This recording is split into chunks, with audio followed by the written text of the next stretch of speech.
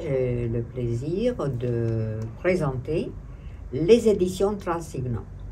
À côté de moi, c'est un autre membre du comité de rédaction, le poète et performeur Davide Napoli, franco-italien. Et moi, je suis franco-roumaine. Donc, c'est bien, comme ça, des binationaux à la Maison de l'Europe de Nantes. Donc, je vous présente les éditions Transignum, qui ont une caractéristique, c'est-à-dire sont des livres d'art, des livres d'artistes, des livres avec des gravures, des photos et des textes des poètes français, italiens, de toute l'Europe, chinois aussi, c'est pas seulement l'Europe, voilà, c'est comme ça. Donc, cette maison, elle est conçue dans les années 1996 sur le nom de Signum. Et donc, le premier livre qu'on a sorti, c'est le livre Eradide, l'anagramme de Jacques Derrida, avec des textes de Jacques Derrida. Donc, on a bien commencé. Et après, bien sûr, on a demandé à des autres poètes, essayistes aussi, de collaborer pour nos livres. Oui, oui, donc, exactement. Tu connais bien. Et dans l'esprit de cette maison, je pense une chose très importante, il y a cette relation qui se crée entre donc, le monde de l'écriture et de la poésie et le monde des arts plastiques, comme on dit aussi, le monde des beaux-arts, comme on dit dans le sens classique. Et ce monde des beaux-arts qui est, comme Wanda vient de dire, à l'intérieur des éditions Transignum, mais c'est varié, hein, parce qu'on a aussi la musique, on a aussi la musique, on a avec la danse. Le QR code qu'on met dans le livre. Exactement. Avec la musique qui est créée dans cet esprit-là par des compositeurs qui enregistrent parfois la voix du poète et qui font la musique inspirée de ces textes. Des textes aussi. La danse, et donc comme je dis, l'image, la photo, la gravure, le dessin, et cette rencontre avec ces mondes autres et différents, qui sont les mondes, on pourrait dire, des pensées poétiques, des poètes différents et de nationalités différentes, qui fait aussi la richesse, je pense, de ces rencontres.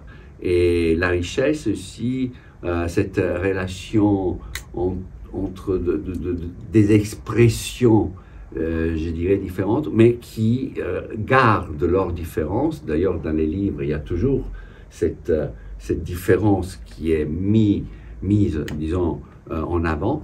Et ces différences créent aussi la résonance et la relation, donc deviennent des œuvres, je dirais, presque uniques. Ouais, alors, par exemple, on prend comme ça en ordre alphabétique. Ça, c'est un livre sur un texte de Arrabal, Francesco Arrabal. Les gravures sont de Jean-Marc Brunet. Et donc, vous avez ce livre-là en plusieurs... Ça s'appelle Besmin. Et c'est en plusieurs langues. Vous avez la gravure. La gravure, voilà. Et là, vous avez le texte. Le texte qui est en français, en espagnol et en roumain.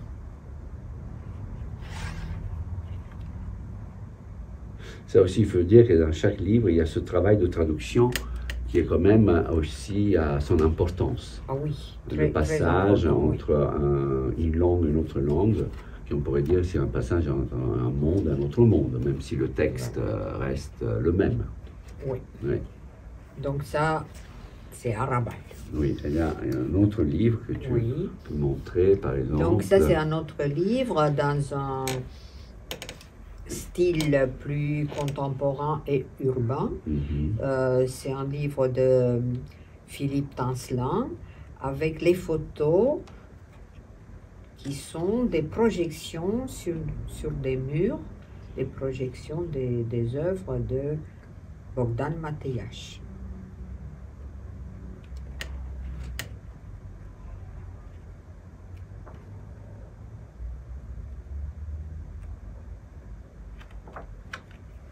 Oui. Et aussi un Et autre, aussi un autre Linda Maria Barros. c'est le texte de Linda Maria Barros. Et puis, vous avez les gravures. Voilà, je tiens aussi comme Voilà, ça. les gravures sur des semelles. Les gravures de Eva Galizzi, elle est suisse allemande. Et donc, le texte, il est traduit bien sûr de français, en roumain aussi, et aussi en espagnol et en allemand. Voilà. Donc, c'est un livre leporello, comme on dit dans Le langage des livres. des livres. Voilà. Et les images sont des gravures tirées sur un papier japonais, tirées par l'artiste elle-même. Vous voyez, donc c'est ça le... Ah, c'est de l'autre côté. Voilà, c'est comme ça. Oui. Et à chaque fois, pas à chaque fois, mais souvent, justement, ces livres font l'objet d'une exploration d'action et de performance, où en fait, justement, le poète, la poète et aussi l'artiste plasticien se trouvent dans un espace, je dirais presque réel, à performer le texte, l'image, le texte du livre. Donc ça, le livre sort aussi de ce cadre livre pour se donner de façon différente. Voilà, et ça fait partie vraiment du travail de Transindom. Voilà. On essaye de faire une sorte d'opéra total, une sorte de communion entre le texte, les images, la musique et la performance, parce que parfois, pour la sortie de chaque livre, on fait un petit spectacle avec une performance liée avec le sujet. Oui. Oui. Et donc, pour terminer notre petite rencontre, je vous présente le livre de Davide Napoli qui s'appelle La spatialisation de l'écho, avec des images, vous les avez ici.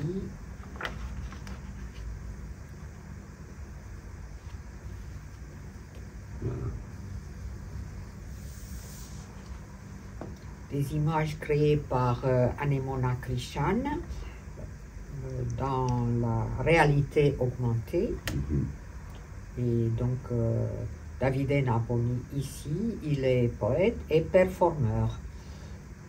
Et les photos et la vidéo est créée par Natia Jvania, qui est géorgienne. Voilà, ça c'est...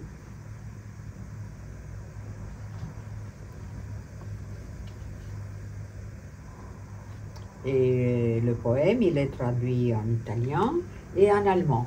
En italien et en allemand, oui, exactement. Voilà. Et évidemment en français. Oui. Tous nos livres sont en français. En français, oui. Oui. Voilà l'image de la performance de Davide Napoli avec la réalité augmentée. Très augmentée.